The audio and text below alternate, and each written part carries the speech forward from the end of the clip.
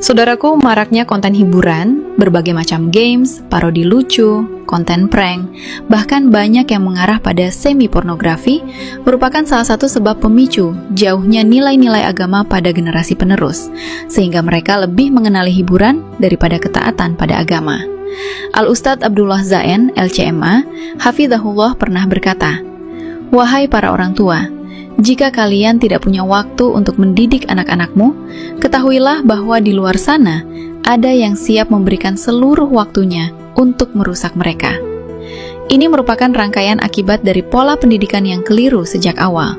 Konten edukasi, dakwah, dan inspirasi kalah diminati bukan karena tidak tersedia, tetapi karena selera telah diarahkan kepada hal-hal yang melalaikan. Fakta di lapangan menunjukkan bahwa penikmat terbesar justru kaum muslim sendiri. Ini harus dipahami sebagai indikator bahwa ada pergeseran orientasi pendidikan. Ketika hati lebih condong kepada hiburan daripada ilmu agama, maka itu tanda lemahnya keterikatan dengan akhirat. Syekh Toha Jabir Al-Alwani rahimahullah menjelaskan, "Al-usrah hiya madrasatul ula, wa fiha yutba'u manhajul hayat." Keluarga adalah sekolah pertama, dan di dalamnya ditanamkan manhaj kehidupan. Kitab Usul At-Tarbiyah Al-Islamiyah, halaman 45. Maka ketika sejak awal yang ditanamkan adalah ketergantungan pada hiburan, jangan heran jika kelak anak sulit mencintai masjid dan asing dengan agamanya. Rasulullah SAW bersabda, "Ma min mauludin illa yuladu alal fitrah, fa abawahu yuhawidanihi au yunashironihi au yumajisanihi." Tidaklah seorang anak dilahirkan kecuali dalam keadaan fitrah, maka kedua orang tuanya lah yang menjadikannya Yahudi, Nasrani, atau Majusi. Hadis riwayat Bukhari nomor 1358. Hadis ini menegaskan bahwa arah anak sepenuhnya dipengaruhi oleh pola asuh. Maka ketika sejak kecil ia diarahkan kepada gadget, hiburan, dan kelalaian, itu adalah konstruksi yang dibangun oleh orang tua sendiri. Syekh Abdullah Nasih Ulwan rahimahullah berkata, "Inna ihmala tarbiyah al-aulad ala as-sholah wal ibadah yuaddi ila fasadil ummah." Mengabaikan pendidikan anak dalam sholat dan ibadah akan berujung pada rusaknya umat. Kitab Tarbiyatul Aulad fil Islam, Jilid 1, halaman 523. Hal tersebut secara tidak langsung menjelaskan keadaan mengapa anak-anak lebih tertarik bermain games, bukan pada pendalaman ilmu agama. Masjid selalu sepi, bukan karena tidak ada orang, tetapi karena tidak ada pembiasaan sejak kecil.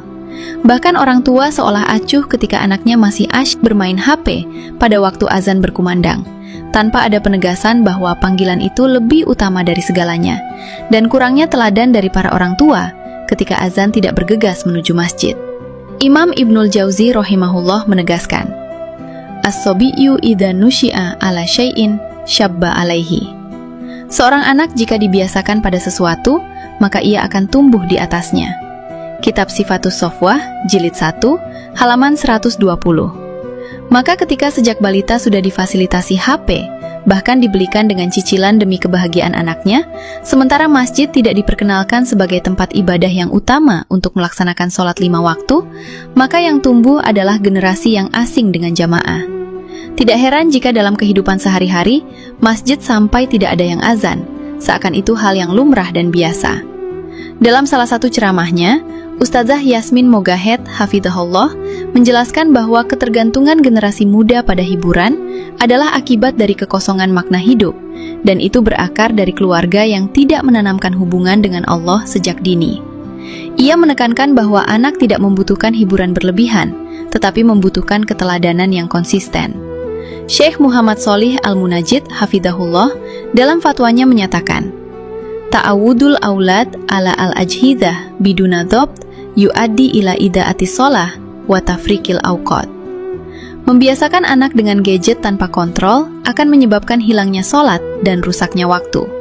Majmu Fatawa Islamiyah, Jilid 3, halaman 98.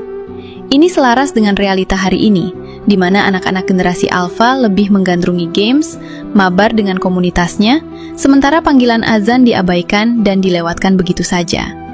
Kesimpulannya, Kesalahan terbesar orang tua ketika menyerahkan pendidikan sepenuhnya kepada sekolah dan mengejar prestasi akademik, sementara prestasi religius diabaikan. Padahal dalam sistem pendidikan nasional pun disebutkan bahwa porsi terbesar pendidikan ada dalam keluarga. Namun yang sering ditanyakan adalah ranking berapa, bukan sudahkah istiqomah berjamaah, bukan sudah hafal berapa juz. Ini menunjukkan pergeseran orientasi pendidikan yang sangat berbahaya. Jika tidak ada perbaikan, maka generasi mendatang akan semakin jauh dari masjid dan semakin dekat dengan kelalaian. Maka kembalikan peran keluarga sebagai pusat tarbiyah, jadikan masjid sebagai bagian hidup, dan tanamkan sejak dini bahwa panggilan azan lebih tinggi dan mulia dari apapun aktivitas dunia. Wallahul musta'an.